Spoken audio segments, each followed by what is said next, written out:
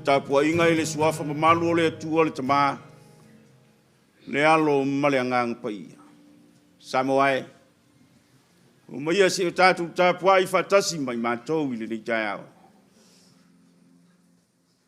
Le li e. Le ai lava so le vao tua e tusa ma oe. Le ai fo i se ngā ruenga e tusa ma au ngā ruenga. Ono umana e whaia la tau te o mai. Ma la tau i fo atu i o luma le ari e. Ma la tau whanene atu i lou suafa. A wai siri oe. Lo e whai fo i wa venga o le atua oe. Wana na oe lava. Amen.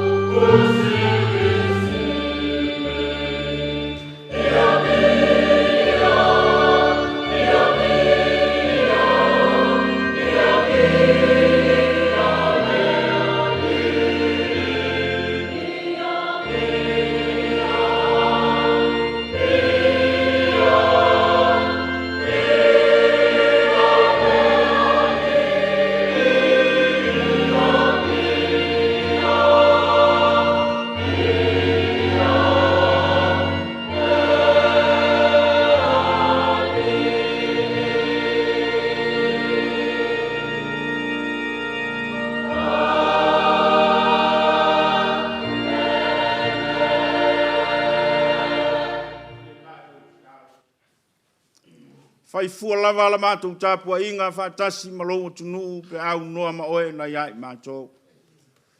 Mātou te le ma fai foi o na fai o lo fina ngalo. Pe a fai e le maftaina i mātou uma e le mana o lo lavanga. Mātou te tālo i le nei tai au. Wha mole le atuai. Se i mafuta ane ma mafuta mai lo wanga.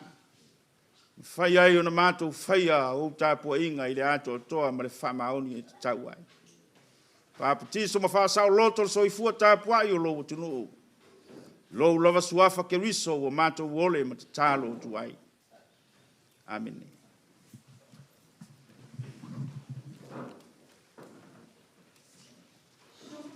Whaftai le tua ina ua alofa fua.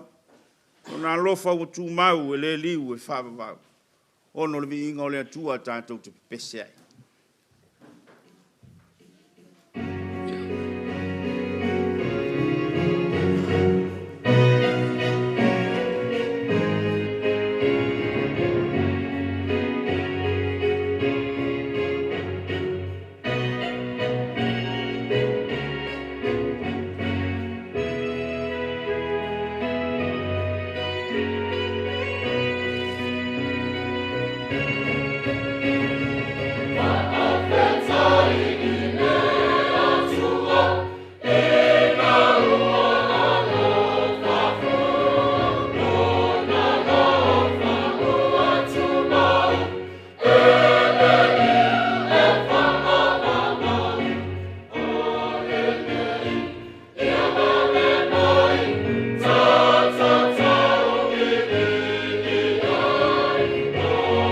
La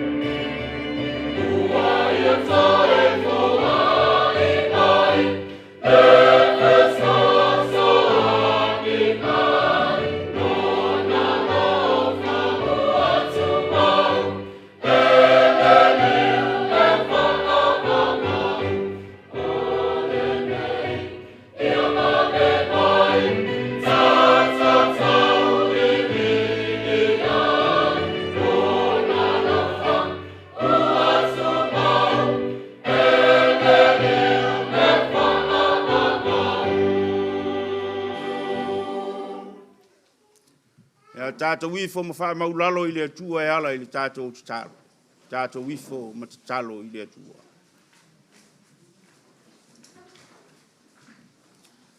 Le atua ma mana e lo mātou tamā leo lo a fio lava i lunga i le langi. Le atua lava o le whaavavau ma le alii o le file mu lau lava a fionga. O ana nafi ma le aso ma ata e ao e o lava i le ngata anga o lo mātou wola. Le atua lava o le ua whai ma whaatumutumunga o le talitonunga o lo utunu. Wao e lava o le atua o le ua tasi ai lo mātou whamoe moe. O lau lava a fionga o le whaavai papa o lo mātou wola whaatasi ma lo lava atunu. Le whai tia lava le anganga o le whaafitai le nei tai ao. Wao mātou mauti noa. Sa tau mate lo mātou wola i fili o le pongi sāmu vai. Pei tai ane le ali e wa mātou vai le malamal mafou o le asa fou. O le whaalinga o le mamana o au ngāruenga o le whailonga o lo siri ese.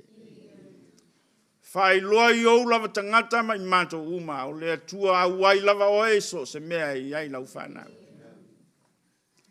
Le ala leo lo mātou manu malo mai whatasi malo o tunu i fili o le pongi sāu vai. Wa mātou i oe foi o lo mātou ola o le ola lava e tuli tautaina e whainta. Peita iane o lo lofa tu noa. Wa e tai file mu ai mātou uma whatasi malo lava atunu. Mātou mau le tai au fau le tai au na tofa mo lau whanau kerusiano. E ifo matapu ai. Ma wha fo i le vi inga oe lo mātou ta mama mana i totas. Wha fitai le lofa. Wha maloa ngale lei o tele upu manua o ititi whain tai lo wha maoni. O le soifua ma lo mātou wola o le soifua lava e tuli tautaina e mala ma wha fita auli. Peita iane ana lese anoala o fionga na ia i mātou. Po ua whano lo mātou wola i le li o le ranulangi mana au. O mātou lewa ai ni matangi vale. Ni mafui e mani lolonga e pe ona mātou vava ai ai i ala whasala lau o nei ona pō. I le tele o atu nu o le ranulangi o lo maua i le lo i mata malingi e meise o le toto masaa. O no whawhita uli ma whalave lave. E meise le ali e o lo longa ma matangi vale o le soifuanga. Mātou wa ai le fia feinu ma le fia ai. O le ai foi ni mea ina nofu ai lātou. Aro mātou watu nuu whaafitai le alofa. Toa file mui lo uanga le lei ma lo mafuta mai. O le afe ai mātou i mala whale nā tula o le lanulangi. Ai afe lo alofa e taita ina i le manu malo o le soifua o lau whanau. Sa panoa e se lo watu nuu i le nā vai aso. Fuafuanga ma lava singa o le tangata ma lana tāwhai. Le whātino ina o so se walau ina o tā lenu a e ofo ina mātou te au na mapuna no wai le nei lanunangi. Mātou te ioe whātasi sa iai le li o le lanulangi so se mea. Tau ma whai lava e whao so oso ma mai lei lo mātou wola. O le nei tai a fau ma lo a fua i lau o maua i lo walofa. Silinga se talavale e whalongo ina i tonu o lo mātou ai nei. Ai meise o le nei atunu. A lo atunu fo i lo mātou utua. O le atunu lava ua wha moe i ate oi le lei o le lalunai. Me lea ma lo whaafitai le lofa. Whaafitai lo mafuta mai. Whaafitai lo auai lau whanau. Ai meise o lo wa lofa ua wha malia ina o mātou manao i so sea. Manuia i kalesia kerusiano uma o e ua whaatuatua i ate oi. Mai so lau kalesia walai la matu o unanga i le aso ma le aso. Manuia lo atunu o whaima o matu tofi mai ona tai se ie o lava i se wa upito iti. Mai se foi le ali ie o atunu tua o iai. O le lalo langi matu talo i ate oe. Whaafitai tele i lo walofa. Wana e fina ngalo matu te ngā lulue ile ne yaso i le lino se tu ngamau ele ai yaso matu e tu matite. O lo lava fina ngalo e whai le matua e whai foi le pula. Peita iane. Lo wanga le lei mo tele na ua, whai ai o na mātou maua i lo file e mū le tai a fōu. Silinga se talavale e whaalongo ina e o mātou tari. Mātou o atu ai whaatasi ma lau mtanga aluenga e whai masui o lo watunu. Momoli ai le anganga o le whaafitai tele i lo walofa. Wa o lo walofa, o lo walofa, o lo walofa o tele na ua. Mātou whaafitai a vanua le au maua. Whai ai o na whaile nei mtanga aluenga masui. O lo watunu mātou te pūno nou whaatasi ma oi le nei tai au. Le tu ai lo mātou ta maa. Mātou te le ma whai lava o na whai au lo fina ngaro. A o lo wanganga ma futa mai ma futa ane. E ma whai ai le li ia o na mātou langona lo ma whana whana. E ala i vala wina wa e vala wina ai mātou. Mātou whaafitai umanuia le nei tafa lau EKALESIA o mātou ngāru e ai. Ui foi na whaalupe i vao le taitai o lau sinoti. Ai whaafitai o tele upu i manu. A lou wha maoni o mawhai ai o na mātou. Le wheilo ai, ai mai se lea li e o fuanga o le nina luna. Me lea ia iu pēle vi inga i ate oe. O no lou alofa, ma lou lava wha maoni na ia i mātou. Whaafitai le ngang pa ia malana fisoa soani. Whaafitai a wafionga pa ia, mātou te whaitau maa o ai mātou. Whai ai o na mātou sawa wali o wala wa uma o na tu ina mai. O le tāpa sā o lo mātou wola i le lalolangi o lo mātou o ola mana nofu ai. Siri la mātou whaafitai o no ke riso lo mātou wali i. Le lava na ofo ina mai lo na soifua ato toa. Tō ngiola i mātou o le whanau na sā. Lo mātou o tu ai. Whaafitai mo mea umala. Mātou te le mawhai o na tō malaulau lo wanga le nei. Au mātou whai loa ia te oe o mātou loto i le nei tai au. Ia whamanuina ma ia sangavi ia pēra lo lava alofa mo mātou. Me lea lo mātou wali ie.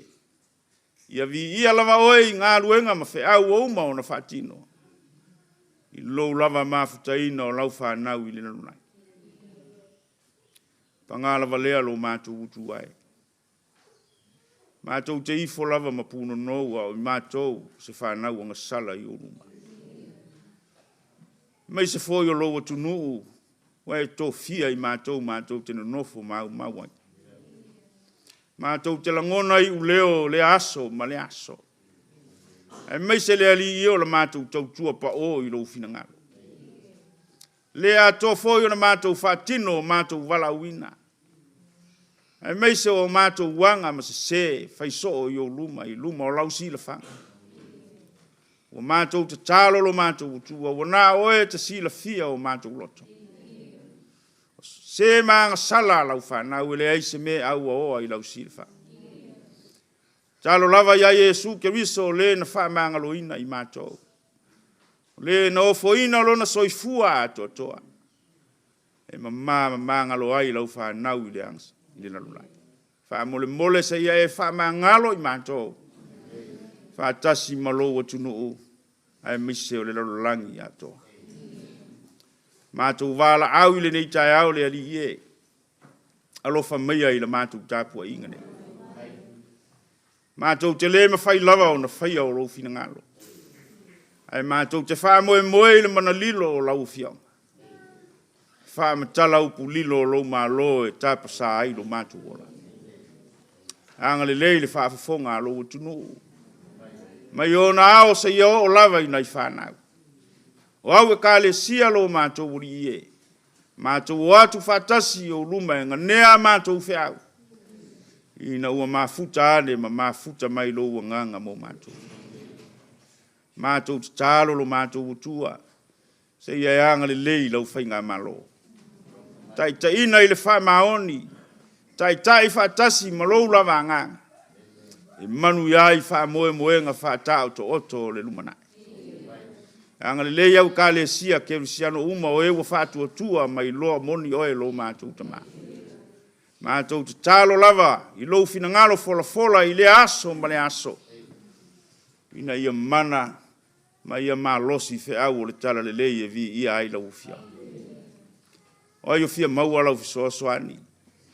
So se vai panoa o Samoa ma le lalolangi ia o atu iai au wha malolo ngalo mātou tama. Mātou te tālo fo i le amatalia o awa onga nai whanau i le nei tausanga. Mātou tu ina atu wha mole mole. Te mua ma muli muli so se ala o le au ia. Wa sa ilia o lo latou lumanai. Au latou o ola ma tutupu ai le lalolangi o whaita. Tu ina atu ia te oe whaafita uli.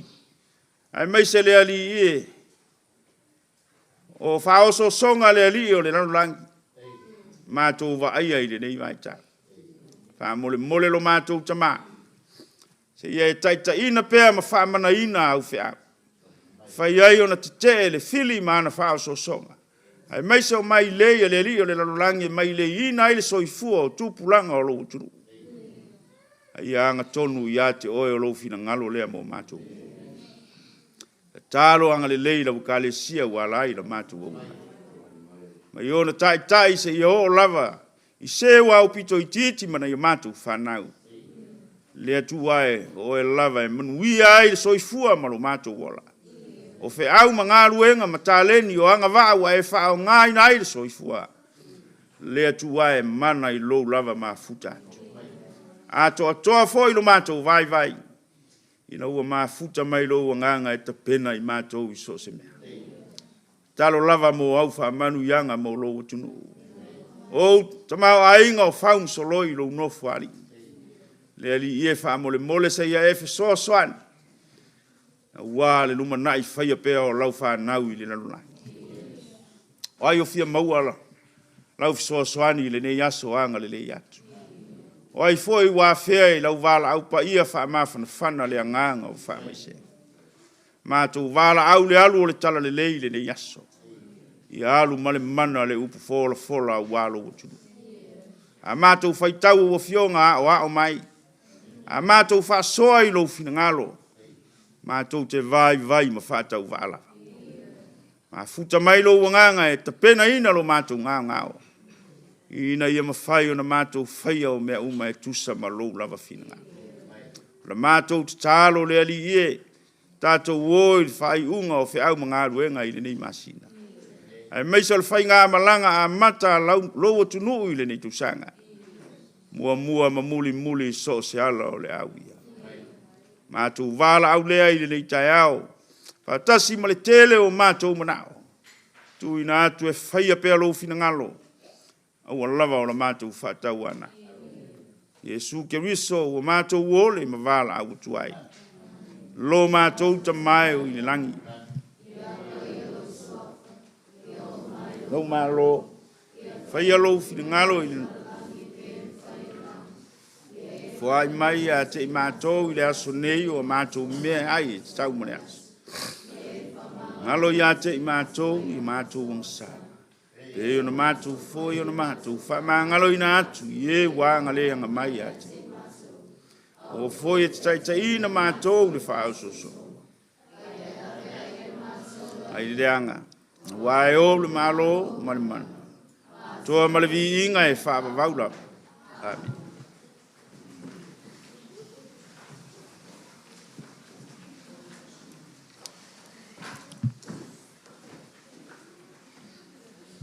Sili e se ia le tusale nei.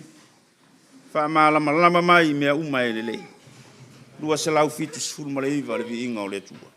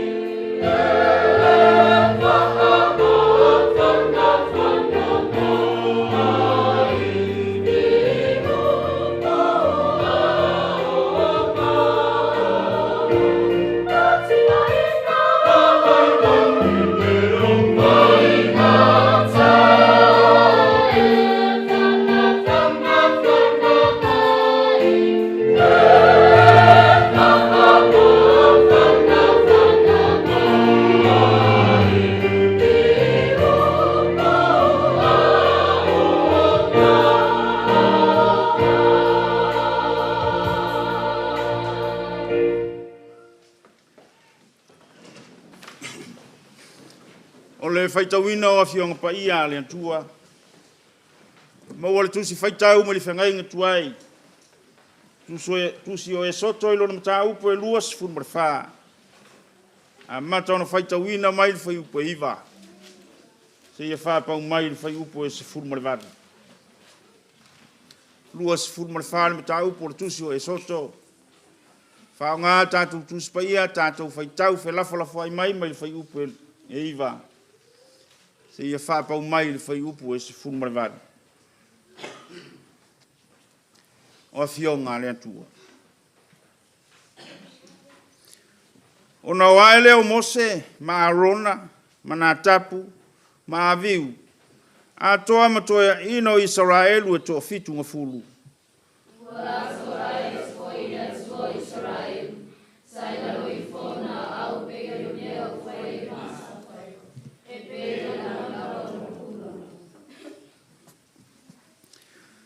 Wa ia le whao atu foilo na ao ia li o le whanaunga Israelu. Wa lato ilo atu i le atua, ma lato wa ai mainu.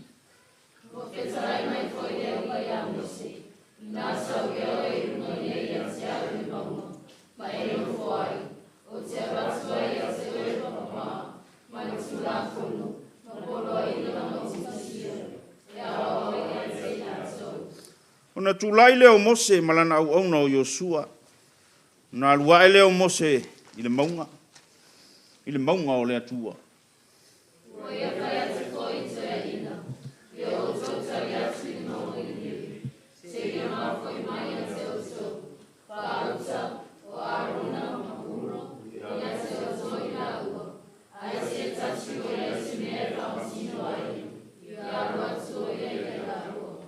Na lua leo Mose i le maunga. Na ufitia leo le maunga i le ao.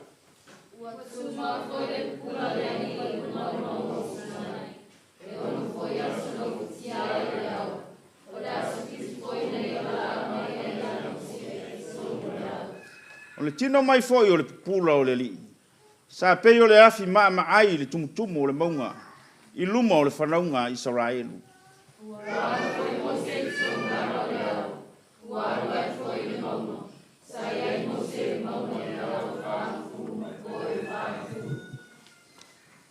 Tātou vi ia le tama. Vi ia Yesu.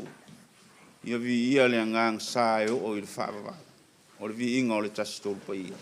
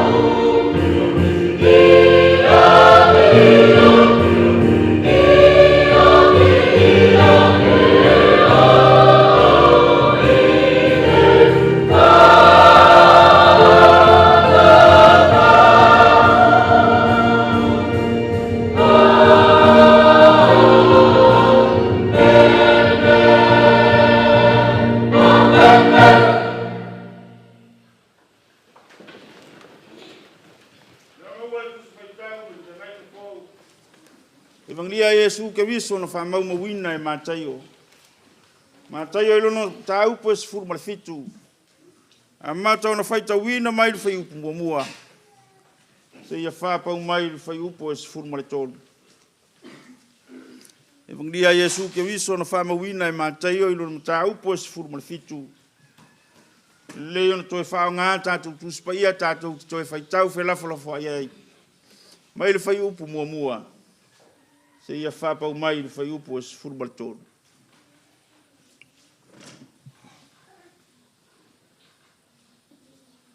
Ua mawai atu aso e ono. Ona o ai leo Yesu ma Peteru. Mai a kopo. Mai Ioane lo na uso. Ua ia vai ia te ilatou i le maunga mawalunga. Ua nao i latu lava.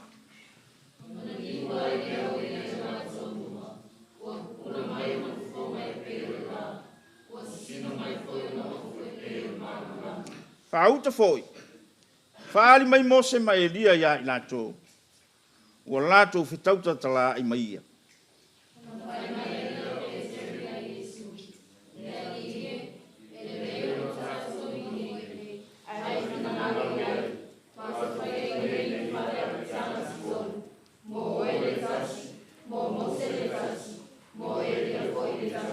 Whauta. O le au pula ua ufiti ai latou au tau tala ia. Whauta foi. O le siu fufonga mai le au o whapea mai. O lo wa tali pele na. O te fia ia te ia. Ia o tau whalongo ia te ia. Ua whalongo ai lau so. Na tau whapau whao ai lea. Ua maswa masala. Mali watu ai leo Yesu o pai atu ia te ila tau o whapea atu. Ina atu tu ia o tau. Au o fo i tau te mātata.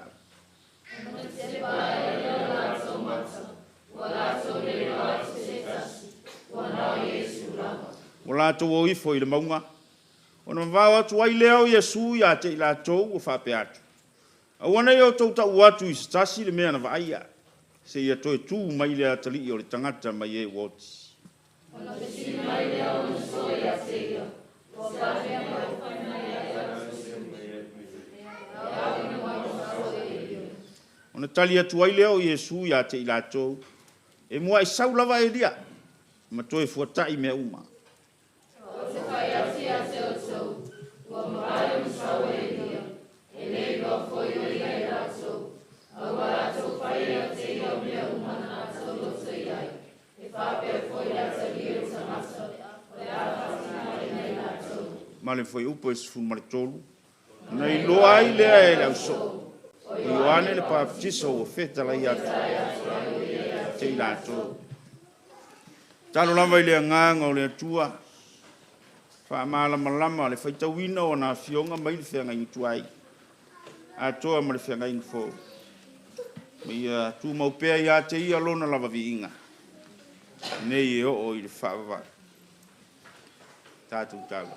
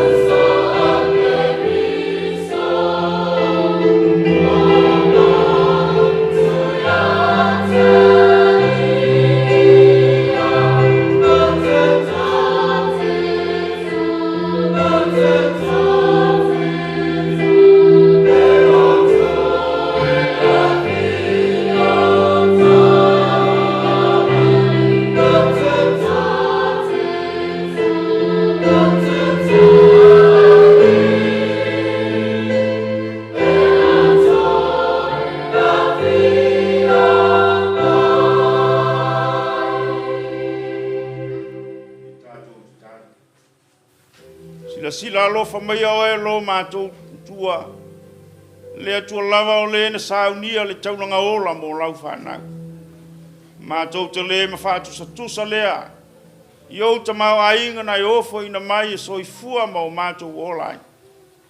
O mātou te talo e ofo ina atu nisi o vaenga. Whai ma mātou taulanga i ate oai. Ofo ina atu whatasi mai mātou uma. Whai ai lau whi au. Ma tau tua lau ngārwe. Whapa ia. Ma ia e anga le leilo mātou ola whai taulanga. Ne iau mātou langona le soifua ofo ina mo oe mau whi au. Whamanuia au na wangaru lue ni yaso. Yesu a mātou o ole ma te tālo o tuai. Amen.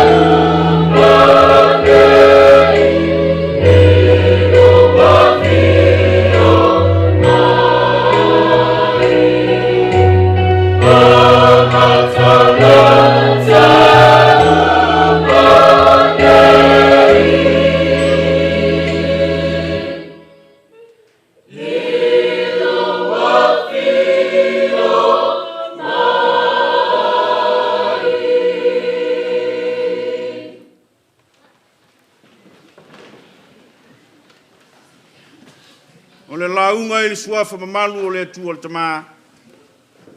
Le atua le alo ma le atua le angangsa. Le maua se matua filifilia i le ne yaso.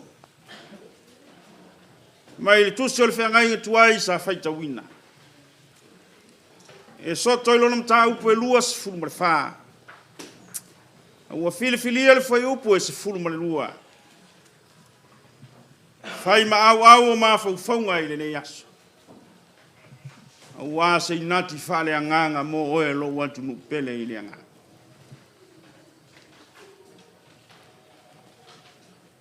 Whapea o na whaita wina. Ua whetalai mai fo i le ali i a Mose. I nā sauia oe i lunga nei. I a te au i le maunga ma e nofo ai. O te avatu i a te oe pa maa ma le tūla fono. Ma polo a inga. Ua utu sia e awa o ai i a te ilato.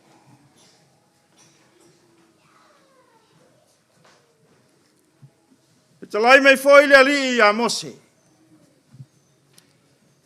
Ina sauia oe i lunga nei. Ia te au i le maunga ma e nofo ai. O te avatu ia te oe, papa maa. Male tu la fono. Ma polo inga o utu sia. E awa o ai ia te ilato.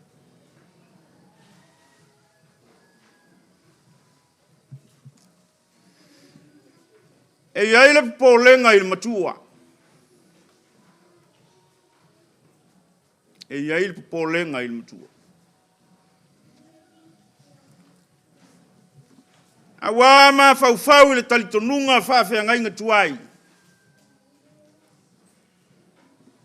E matua tapu lava. O na whaasanga se tasi le atua maola pea.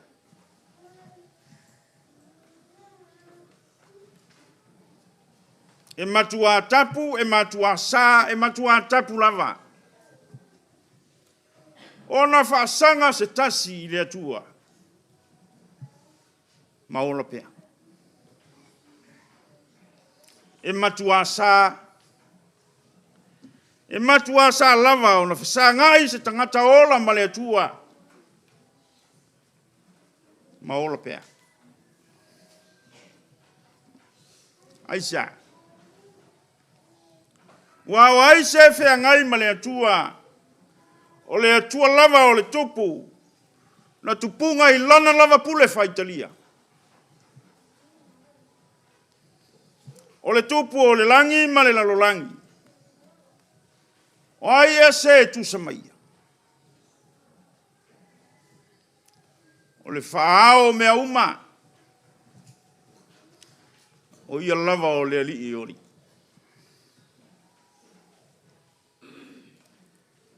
E iai le talitonunga. Ai foi o le ala lea na vala auai a Mose ma Arona. A toa mala na whanau. E o mai matoia ina e fitu se furu. A whai tau te o mai. Ia o tau wifo ma mau mai. Aisea. Ona o le talitonunga lea. E matua sa lava. Se tasi o na lata. E whea ngai ma le atua maola pea. O le tapu whawhea ngai ngutuai. E meil matua. Mose, ina sauia oe lunga nei a te au i le maunga. Seitano nofo ma oe i po e whase fulu. O aso fo i e whase fulu. Sauia oe tano nofo whatasi. I lunga o le nei maunga i a o e whase fulu ma po e whase fulu. sau ilunga nei. Sau tanu nofo ma oe ilunga nei. O le whaati nonga, e mose o le walawina, wha se furu au, wha se furu pō. Ono aso ai whato ala ngona i uleo mai liao. I le aso fitu. Talo fai. Talo fai le ono sai. Ai tau mate po le a se wha moe moe o le atua moia.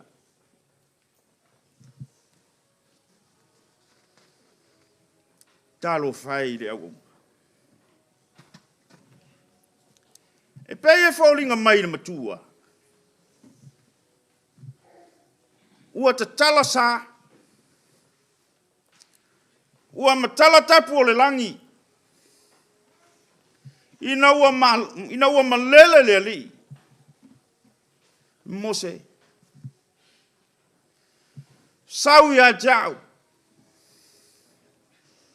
Sau i nei. Sau i lunga o le nei maunga. Tāno nofo ma oe le whāsi furu ao, whāsi furu pō.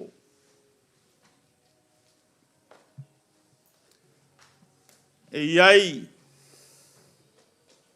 langona e fia tuli matai. Pe iai se wha moe moe. Ao se mafuanga lo loto i le finangalo le atua.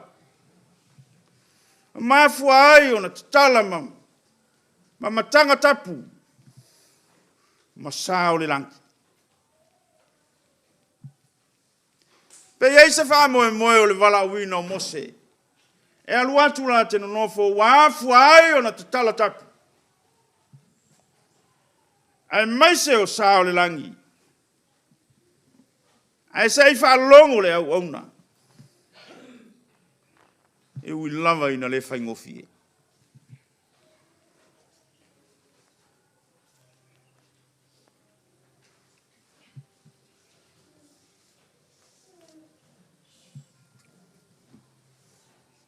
Pai mai le tati. O le mafuanga tonu leo le finangalo le atua. Ilana au auna e peo na vala wina. Sau ilunga nei. Se iau wa watu ya te oe le polo inga. Se iau wa watu ya te oe le papa maa. Se iau wa watu ya te oe le tula fono. Ta pena ai le nuu. Ma le loto i faleo i salai. Tula fono ma le polo inga. Se i ta pena ai ma ta pasa ai le nuu o le whianga inga. Ma sava vali ai le nuu o le tu. E mai le tala. Mose. Ta watu i le nuu. A whaila tau te tausi le poloa inga. Ma sava vali le tula fono. O te whaia i la tau ma loa ta ua moa. E whaifoi la tau manu. O si taulanga e sili nu umalama.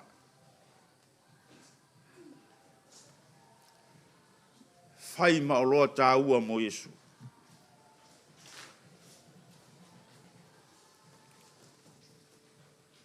Ma nei ale tali.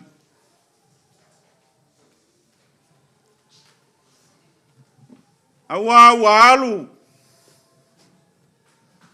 Ua tele le taimi. O le au na ilunga o le maunga.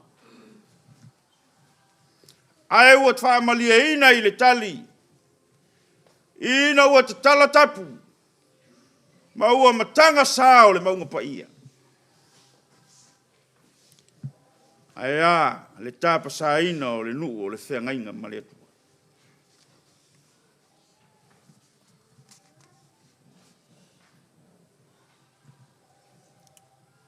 Samuai. Ua matala tapu ma ua matala sa. Ua whai titi foi ma malu o le langi. Ina sei ia fio mai le tamaa. Ina sei ta pena le ngao ngao. Ma osi le whea ngai ngao lona alofa. Le whea ngai ngao le leinga. Le whea ngai ngai e manuia ai sa la elu ma ole tangata. Ua whai mose masui o Israelu. O le sui foi lea mo tato uma. Na te talaina manu mai langi. O le nofo ali pa ia o le atua. Tato te ola. Mangalu e ai le lana.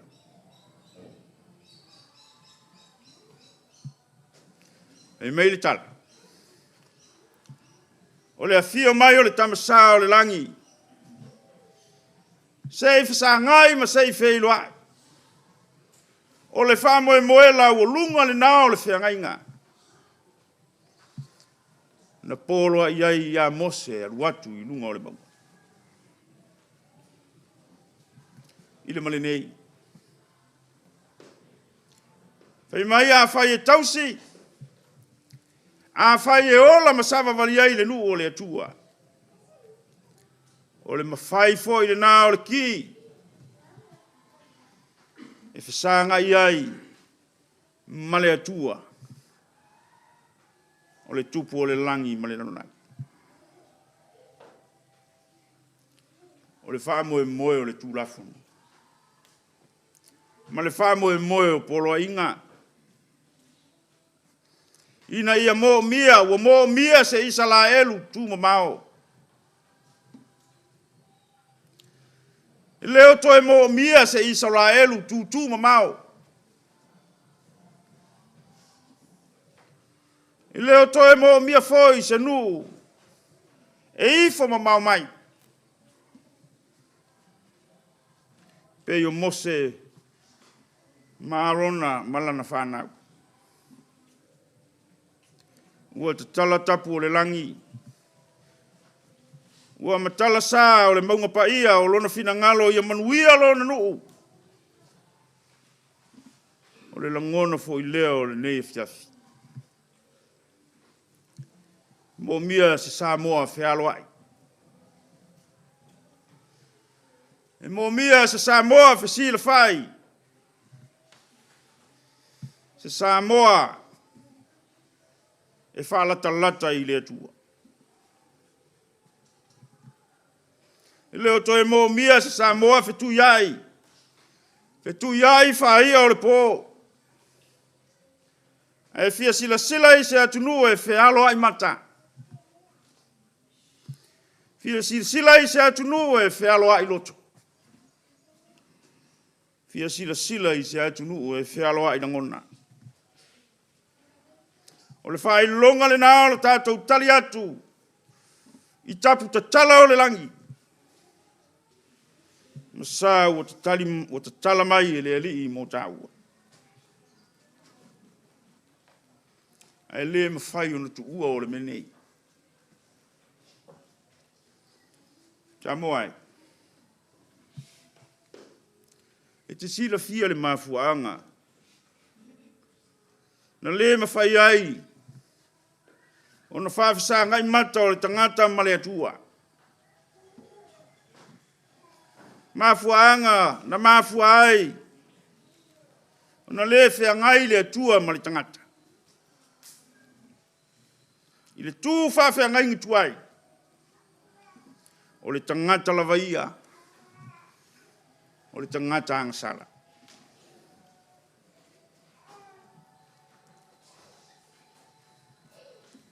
I lea o ngā ni mata e angasala. O na whawhisa ngai mawhafonga pa ia o le atua. A o le fina ngalo o le atua. Ia whialo ai. Ma ia whaalata no nofo mo ia. E whaavavau. Whaavitai ua matala. Ia senga le finangalo o le tua.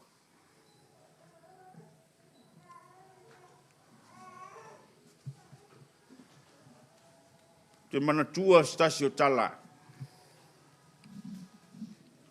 Ma sani ai whawhale uporunga o le atunu.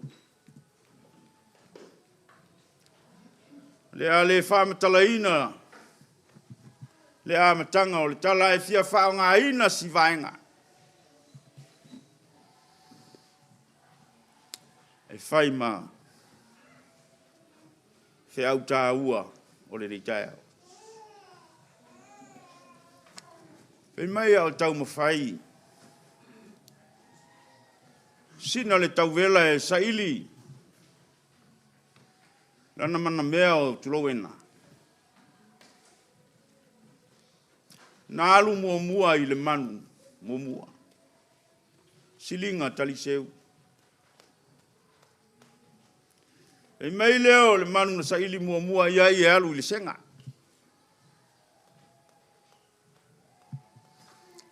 Na alu le iai. E mai leo le senga ia. Sina le tau vela.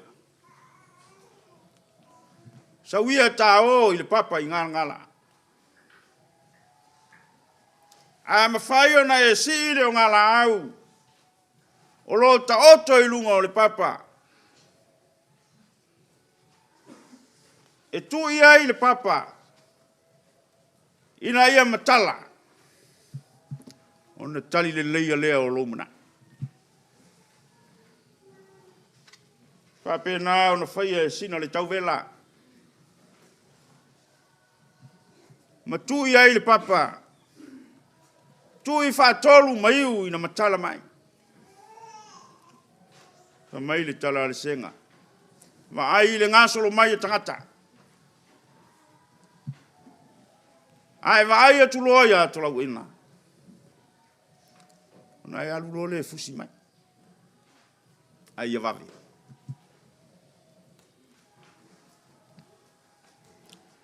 Na whamanu ia ina le tau mawhai le tabaitai.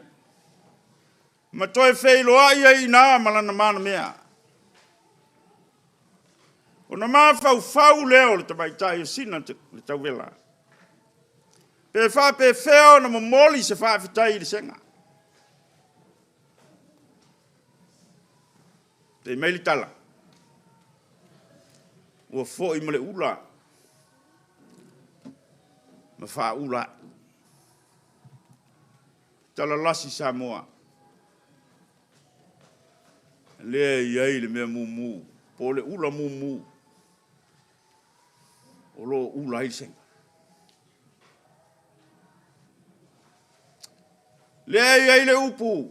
Ua matala ia senga le finangalo.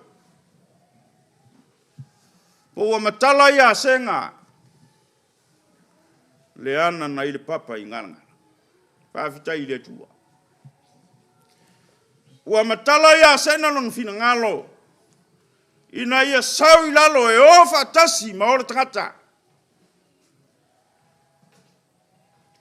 Ua matala ia senga le tapu. Ina ia ofa tasi masau i la te ofa tasi maora tangata. Whaafitai i letu. E mei le tala e le whiangainga fau. Le tua tausi vā.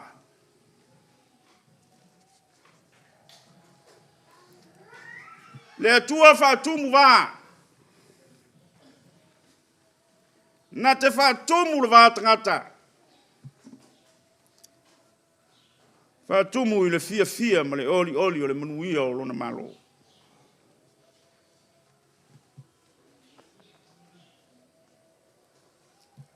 E whaatolu.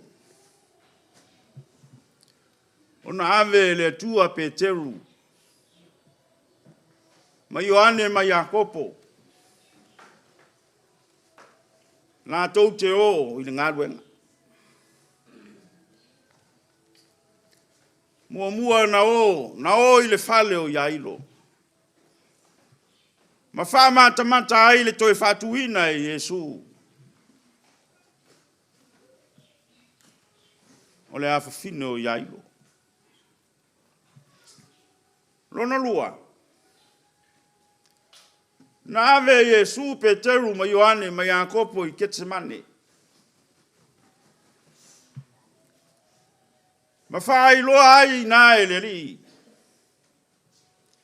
Ia i la tau ia.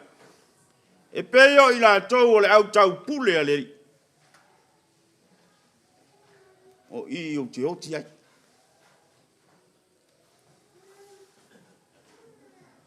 Whailo ai o le atua e pule i le ola.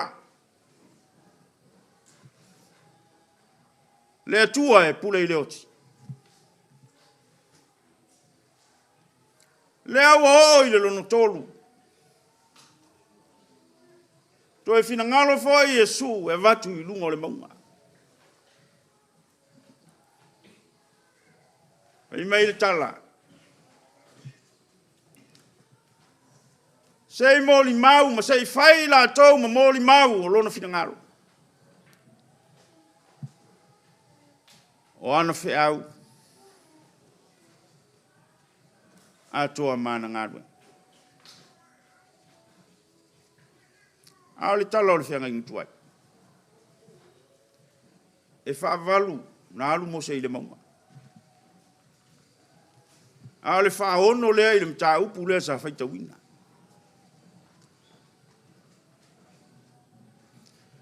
A e tasi lava le wha moe moe.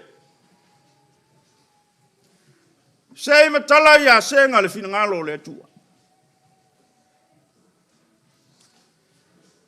Le fina ngalo le lenga. A le wha lia olo na alofa tunoa. E le ngata o le nuu.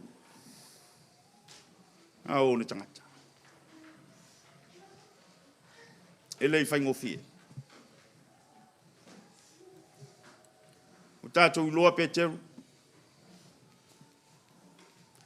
Ina ua o ilunga le maunga whai mai Peteru. Le lei o tātou nei. Ai ape a whai a ia ni whale se tolu. Mo tātou ilunga o le nei maunga. E mo oe mo se le isi. E mo Ioane le isi. Mo Yesu le isi.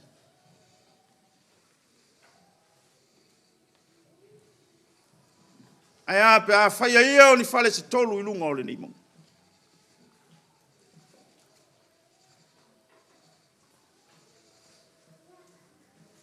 Ua tātou vai le tali. E nei umatu. Le tau talanga lea Peteru. Ai pau ma whao. E a fua i sea. E leo le fina ngalo le nā o le isu. Le tua.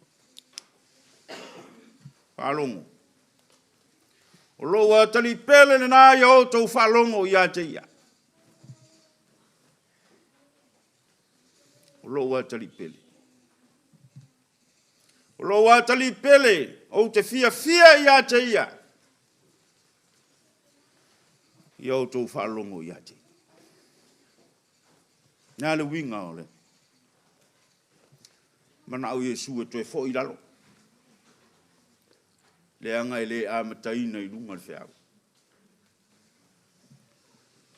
Ai a whai fo e talatala le winga. Ma le fina ngalo o Yesu o le a whai lunga e whawhiwhia tangata.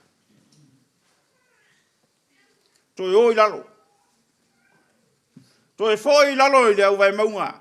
Se whesa ngai whatasi ma tangata o le no. Le anga ele a mata i lunga se fa moe mo. E mana tua. E umaloa. O na alu lo leo Yesu i ona pupanga. Fai la tau nei ma moli mau. O malona fina ngalo e fia fai loa mo lana whanau malona no. Le no o le whengainga. Sava vali. Soli muri a ao. I tula fono. A toa mapolo inga wa uma o na umani.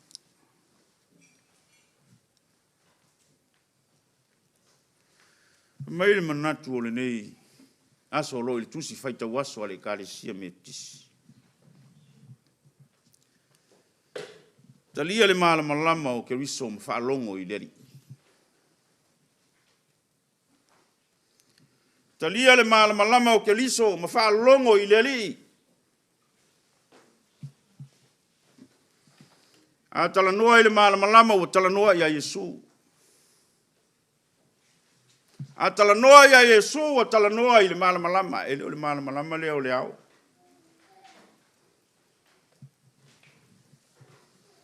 A o lou si le fia o leri.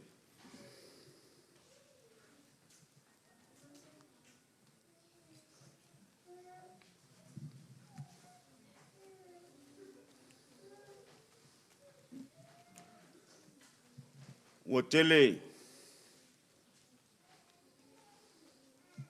ina fafangu mai pea ma la patai mai pea le atunu ue. Le tau mawhai pea lo tātou watunu se i tinea le fuala au fasaina. Wa fia ai tu pulanga lalo vaoa le atunu.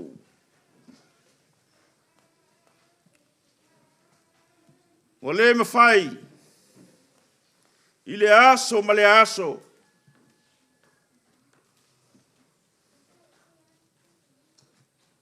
Ona ta ofi le ofi mai o fuala au fasaina.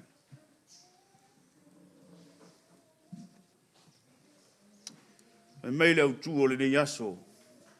O lo le tusi faita waso ale EKALESIA. O lo watali pele le na. Yo to whalongo i ate. O lo watali pele le na. E tasia. Yo to whalongo i ate. Pele tasile ato tunga.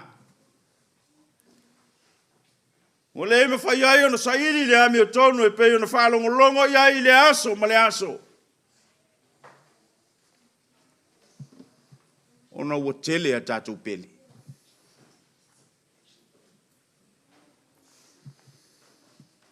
Ma ua whai lava le pele a le tangatai. O le me fai ai ona sairi le ami o tonu. Ai sei wha malama le fina ngalo le atua. Pele o le isi lea vaenga. O tele na ua tātou pele. O la ale langi o lo ua tali pele nena. Ia o tau whalongo i ate.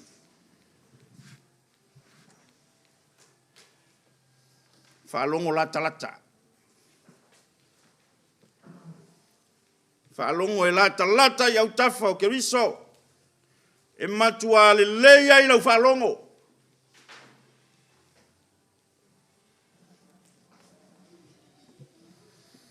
Tasi lea vaenga pito whaingta o le ni vaita.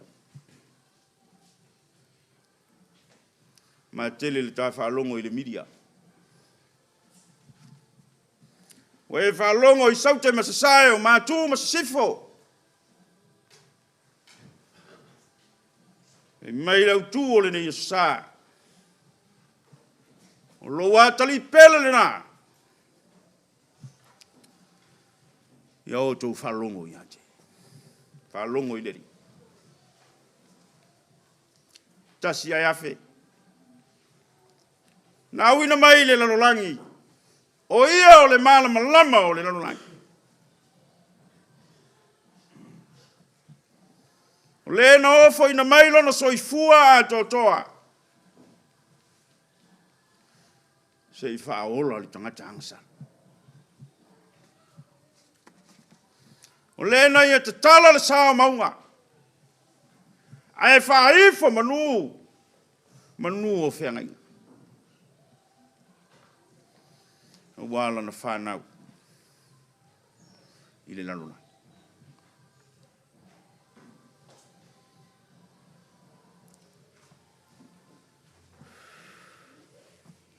Le tua o le alofa tunoa. O le saunia tai au fou mo lana whanau. O le saunia mea le lei mo le soifua o le maleola.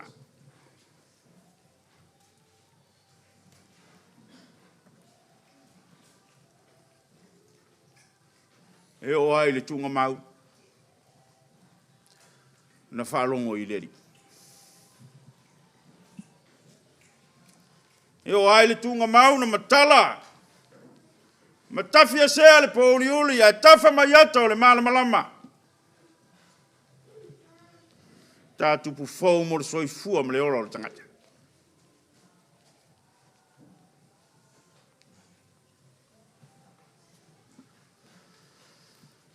Na o lava i le. Toi tū manu malo. Ma whai loa atu i tangata. O ia lava o le atua e pule i le oti. E pule i le ora.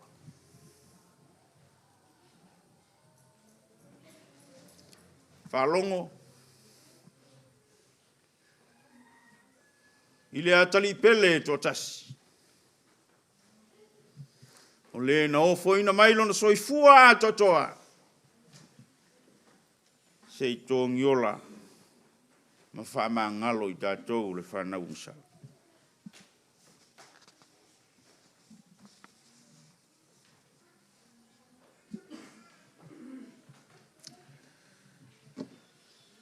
O le atua awai.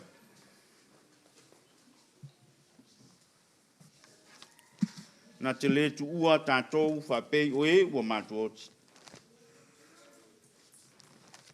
E na te a pele pele i tātou. I ona lava a au angalili. Ke talai mai fo i le li i amosi.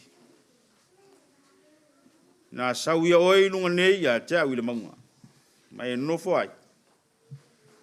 O te avatu ai a te oe papa maa ma le tula fono. Ma polo inga. Na utu sia e au ai a te ilato. Ono Yesu.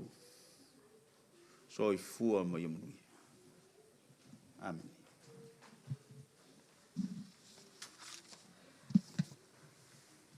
Tātou whai ule tāpua inga. I le vi inga e fitu sifuru maritolu. Fitu sifuru maritolu le pese tātou te pese ai. O whalongo ai. E leo wala au. O mai o tau. Tau te mawai. Le ola whawawau. Fitu sifuru maritolu le vi inga o le tu.